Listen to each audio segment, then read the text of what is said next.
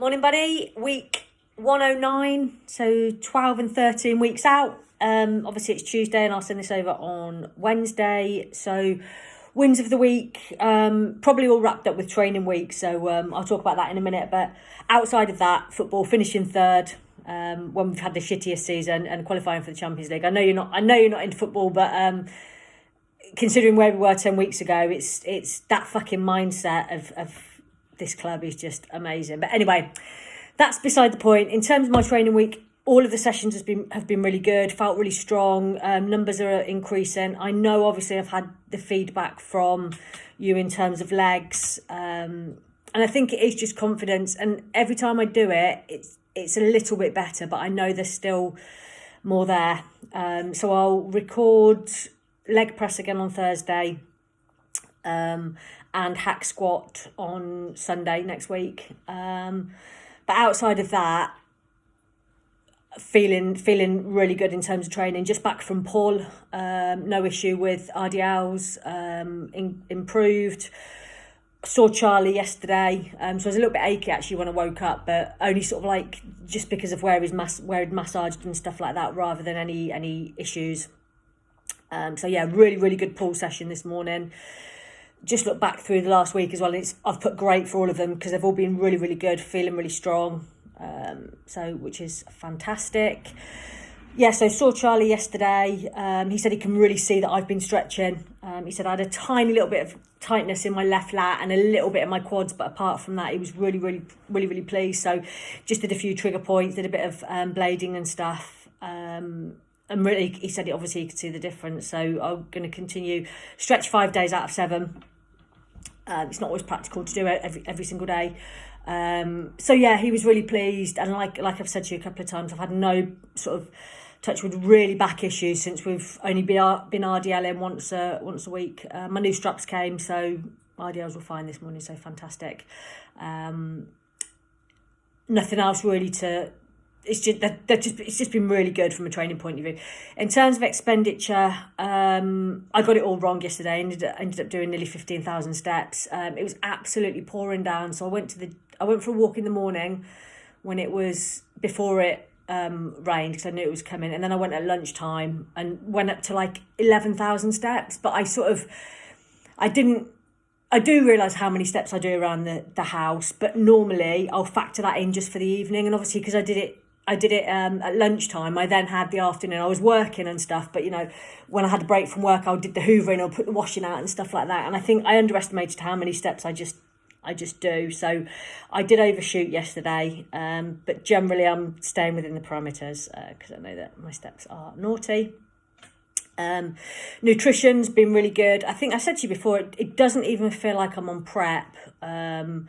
It's dead easy.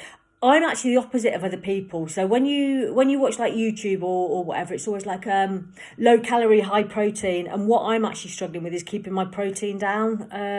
So like I find it difficult to like hit my fats and stuff. So when I'm looking for nuts, I'm like, what's the highest fat and the lowest protein, which is pecans, as opposed to most people would be like, what's the lowest fat and the highest protein? Because I'm on pretty high fats, and obviously sort of moderate protein. So I guess that's the only tricky bit.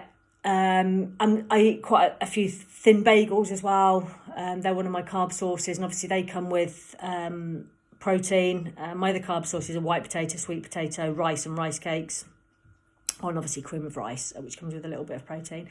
So yeah, it's quite interesting when you see everything on Instagram and YouTube, which is the opposite of what I'm trying to do. It's like high volume, high protein, and I'm like, no, I want high volume but fairly lowish protein. Actually, I don't need high volume yet. I've said that, but I'm not into the mushrooms and courgettes and all that, and cauliflower rice and everything yet, because I don't need to be, because it feels like I'm on plenty of calories. So no, obviously I haven't eaten out, I haven't had any alcohol, no change to stimulants, no issues with digestion, bowel movements, anything like that. Appearance, so you'll have a look at the photos and obviously see I do feel a bit leaner,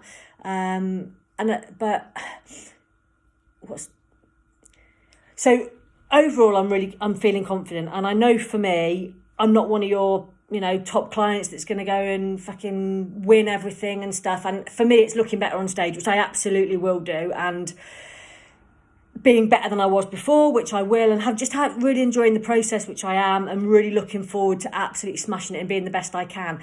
But there's still that little comparison thing, and like I've learned not to compare to girls who perhaps are assisted and that kind of thing. I would look at them just from a aesthetic point of view and admiration point of view, as opposed to, oh shit, I'll never be like that. However, I'm friends with Mel Francis, who won BMBF Masters figure last year. She's 17 weeks out. I'm not sure what she's competing. She doesn't have to do qualifiers. I don't know if she's going straight to the final or going in a different federation. She did tell me, but I forgot. So she's natural, and I've seen her posing updates. And like I say, she's obviously further out than me, and she just looks leaner. And it gave my head a bit of a wobble, I think, because I know size-wise we're gonna struggle to compete, but I'm tall, I've got long limbs, that's not an excuse. I don't naturally build muscle very easily. I'm not stocky, I'm not blocky. So we're looking at obviously condition, and I will do everything that I need to bring absolutely spot on condition. I want to out condition everybody, and I thought I was doing okay, and then I saw her and I was like, oh fuck. I don't know if you know her. She wore a Superwoman, Wonder Woman bikini last year. Her brother's her coach, someone Francis, I can't remember. But anyway, she won Masters figure BMBF last year. So comparing to her, I think is fairly reasonable. But it did give me a bit of a start. However, I know that she's not my competition. I'm my competition, and I know that's really cheesy and stuff. But I'm happy to dig to get that condition, because I really, really want to. So there you go. General mood and energy has been really good. Obviously said about the football and stuff. Boys are happy and healthy. Louis coming home in a couple of weeks. Ollie's just Ollie. Everything's pretty good with Kate. We've got the usual elderly relatives causing issues on both sides, but that's just life, and we get on with it. Work's good. No issues this week. It's fairly steady, which is fantastic. Let's see. Sleep's been really good. I saw the sleep coach. I had one coaching session.